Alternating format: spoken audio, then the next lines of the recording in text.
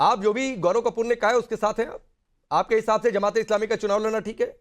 आपके हिसाब से बुरहान वानी आज की डेट में होता तो भी चुनाव लड़ा देना चाहिए था, अगर वो मान जाता तो? फिर तो जैश और लश्कर का भी चुनाव लड़ जाना ही ठीक है।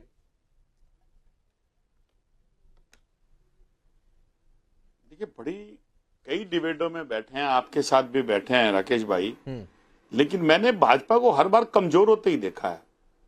उनको अपने समय के ऊपर बोलते समय अपनी बात की बात नहीं कहनी पड़ती, या तो वो कहते फंस जाते हैं। अगर बुरहान वानी की बात कहते हैं और बुरहान वानी को इलेक्शन नहीं लड़ना चाहिए और बुरहान वानी को इलेक्शन के लिए कांग्रेस जिम्मेवार है, नेशनल कॉन्फ्रेंस जिम्मेवार है, तो फिर भाजपा के नेता और भाजपा की सरकार जो दिल्ली में बैठी थी वो तबला बजा रही थी। एक मिनट, मैं माफी के साथ आपको इंटरप्ट कर रहा हूं, एक चीज मैं क्लियर कर दूं सर, सुनिए ना सर, ये जिम्मेदारी वाली बात नहीं हुई है। मैंने नहीं सुनिए सर, मैंने सिर्फ आपकी पार्टी का स्टैंड पूछा है, और आपकी पार्टी का स्टैंड इसलिए पूछा है चंद्रमोहन जी, एक मिनट सर, एक चीज क्लियर हो जाए। मैंने कोई मजबूरी जिम्मेदारी की बात नहीं की है। मैंने गौरव कपूर ने जो भी कहा, आपकी पार्टी का मैं स्टैंड जानना चाह रहा हूं सर, क्योंकि आपकी पार्टी का गठबंधन हो चुका है तो आप नेशनल कॉन्फ्रेंस के साथ है कि उसके विरोध में है जमात इस्लामी के चुनाव लड़ने पर? नंबर एक बात। नंबर दो बात, बुरहान वानी आज की डेट में होता तो क्या आप इस पक्ष में थे कि अगर वो चाहता तो चुनाव लड़ा देना चाहिए था? इस पर मुझे जवाब दीजिए। देखिए, नंबर एक बात राकेश जी, जब कभी हमने भाजपा पे अटैक करा है तो भाजपा वाले कम बोले, आप पहले बोले हैं। नंबर दो बात, अगर कोई विपक्ष का नेता सरकार पे प्रेशर कर रहा होता है तो वो भाजपा के प्रवक्ता को बोलने दीजिए। मैं जो काउंटर पे बैठे हुए, मैं तो आपसे स्टैंड पूछ रहा हूं, अभी तो आपने कुछ बोला भी नहीं भाजपा पर, आपने तो अटैक भी नहीं किया चंद्रमोहन शर्मा। मैं तो आपसे आपकी पार्टी का स्टैंड पूछ रहा हूं इस मुद्दे पर। कर रहे हैं आप जलेबी क्यों बनाने लगे? बहुत ही आसान है, मुद्दे से भागने का बहुत अच्छा तरीका है। बोलते हैं आप, लगातार बोलते हैं। नहीं, एक मिनट शाजिया, मैं कह रहा हूं शाजिया रुक जाइए। अभी किसी की आवाज ऑन एयर नहीं जा रही है, अभी किसी की आवाज ऑन एयर नहीं जा रही है, सिर्फ चंद्रमोहन जी की आवाज अगले 1 मिनट ऑन एयर जाएगी। लेकिन चंद्रमोहन जी, आपकी पार्टी का स्टैंड, जो मैंने 2 सवाल पूछे, कोई बीच में नहीं आएगा, लेकिन मेरे सवाल का जवाब दीजिएगा। देखिए, हमारी इलेक्शन से रिलेटेड हमारी पार्टी का स्टैंड स्टेटहुड है, और जो देश जम्मू कश्मीर के अंदर जो विस्थापित हो गए तो उनको वहां पर जगह दिलाने का है। ठीक है, हमारा स्टैंड बिल्कुल क्लियर है। भाजपा की तरह दोरंगा स्टैंड नहीं है कि या तो वो इलेक्शन करवाना नहीं चाहते, जब इलेक्शन करवाए तो वो फिर वो जमात इस्लामी वाले पर बोलिए ना, इस बात का जवाब आप चुनाव भाजपा से लड़ना लीजिए, ठीक है कि नहीं ठीक है, क्योंकि उस पर प्रतिबंध हटना चाहिए कि नहीं हटना चाहिए, इस पर बोलिए ना सर। देखिए, मैंने आप रिप्रेजेंटेशन हमारा मुद्दा है। सर, जमाते इस्लामी पर बोलिए ना, स्थायी रूप से पूर्ण जमाते इस्लामी पर प्रतिबंध लगे या हट जाए? जमाते इस्लामी के लोग डायरेक्टली चुनाव लड़े या ना लड़े? मुद्दा है। बुरहान वानी आज की डेट में होता तो चुनाव लड़वाना चाहिए था कि नहीं, अगर वो चाहता तो? इस पर बोलिए, इस पर आपकी पार्टी का राय रखिए। अंदर जम्मू कश्मीर की जनता को उनके पूरे अधिकार मिले, उस अधिकार की लड़ाई जमात इस्लामी, हम इलेक्शन के साथ, चंद्रमोहन जी जमात इस्लामी पर बोलिए, नेशनल कॉन्फ्रेंस के साथ, चंद्रमोहन जी जमात इस्लामी पर बोलिए, लड़ रहे हैं। जमात इस्लामी पर बोलिए।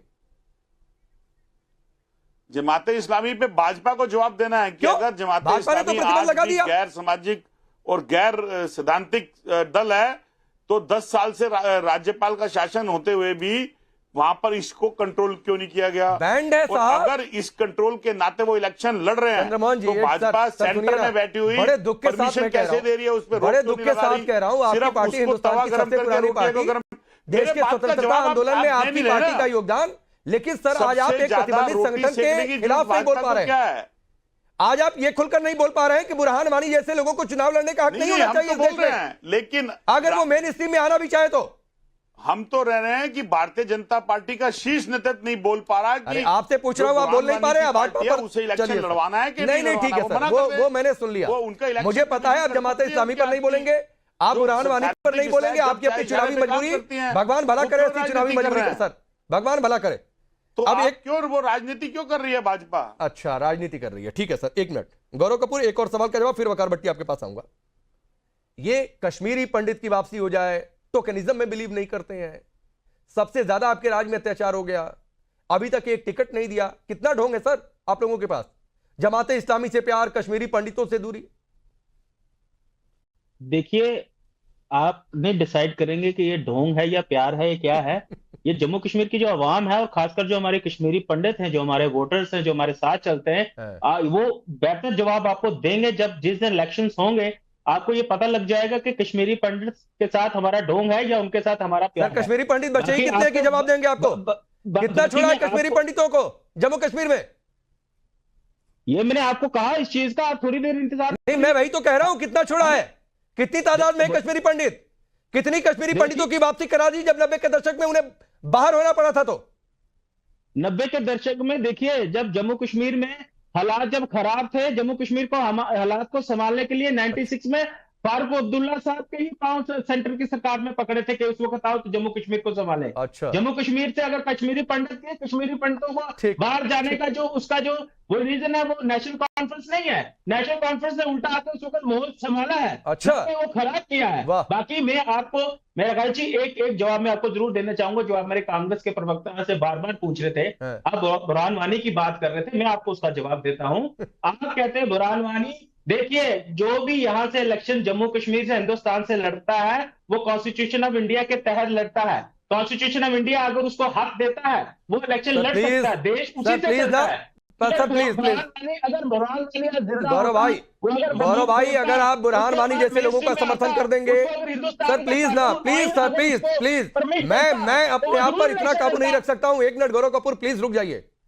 ये नहीं ऐसी बात होती है सर।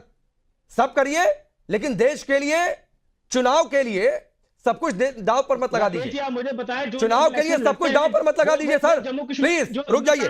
ललित अंबरदार, कश्मीरी पंडितों से प्यार है, इसको मैंने ढोंग कह दिया तो इन्हें बड़ी दिक्कत हो गई। कह रहे हैं जम्मू कश्मीर की जनता जवाब देगी।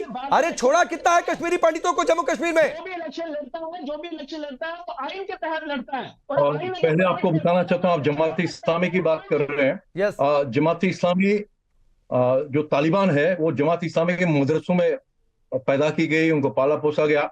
जो 90 के दशक में जब तालिबान ने काबुल पे कब्जा किया था तो जमात इस्लामी की जो पाकिस्तानी मस्जिदें हैं, पाकिस्तान में जमात इस्लामी की मस्जिदें, उनसे जो नारा लगा था वो आपको सुनाना चाहता हूं, सबको इनको सुनाना चाहता हूँ। हम जश्न काबुल मना चुके, चलो अब कश्मीर चले, कश्मीर चले।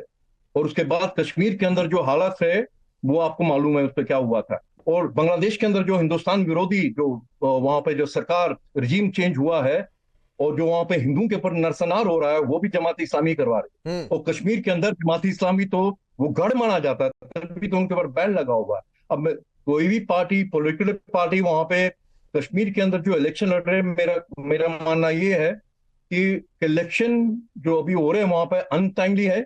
और मुझे डर है कि कश्मीर अब नॉर्दर्न आइलैंड की तरफ, पॉलिटिकल सिस्टम की तरफ जा रहा है। वहां पे इलेक्शन भी होंगे, आतंकवाद भी होगा और सबवर्शन जो मेन स्ट्रीम पार्टीज है वहां पे, खासकर हिंदुस्तान की जो अपने आप को मेन स्ट्रीम बोलते हैं, मैं तो नेशनल कॉन्फ्रेंस और पीडीपी को ओरिजिनल इस्लामिस्ट बोलता हूँ, कश्मीर की जो मेन स्ट्रीम पार्टीज है। यानी कि आपने जिक्र किया था, आपने अभी जिक्र किया था कि पाकिस्तान जिंदाबाद के नारा लगा था। मैं ओपनली बोलता हूँ, कश्मीर का जो जम्मू कश्मीर का नेशनल कॉन्फ्रेंस का मेंबर ऑफ पार्लियामेंट पिछली वाली लोकसभा में, अभी जो लोकसभा चली गई उसके अंदर था अकबर लोन बारामुल्ला से, एमपी लोकसभा का, नेशनल कॉन्फ्रेंस का, जम्मू कश्मीर की असेंबली के मेंबर रह चुके हैं, जम्मू कश्मीर असेंबली के स्पीकर भी रह चुके हैं और असेंबली, लाइव असेंबली में पाकिस्तान जिंदाबाद का नारा लगाते हैं। बाहर जब पत्रकार पूछते हैं क्यों किया, बोले मैं मुसलमान हूं, भावुक हो गया। और फारूक अब्दुल्ला और उमर अब्दुल्ला क्या करते हैं, उसको तगमा देते हैं, उसको लोकसभा की टिकट देते हैं। और मेरा हैरान नहीं होता अगर वो हिंदुस्तान की लोकसभा के अंदर पाकिस्तान जिंदाबाद का नारा रखते और ये कांग्रेस और बाकी जितनी सेकुलर पार्टियां पीछे तालियां लगा दी। क्योंकि उमर अब्दुल्ला ने इसी पार्लियामेंट के अंदर जब अमरनाथ एजिटेशन हो रही थी तो उसने जो भाषण दिया था, क्या कहा था? अमरनाथ एजिटेशन किस लिए थी? वहां पे पहाड़ों के ऊपर जहां पे 6 महीने बर्फ पड़ती है, अमरनाथ यात्रियों के लिए टॉयलेट बनाने के लिए व्यवस्था चल रही थी, तो उमर अब्दुल्ला ने क्या भाषण दिया था? हमारी जमीन का मुद्दा था, हम अपनी जमीन के लिए लड़े और मरते दम तक लड़ेंगे। किसकी जमीन? ठीक सर, किसकी जमीन? ठीक ललित भाई, मैं आ रहा हूं, एक मेहमान रह गए, वकार भट्टी।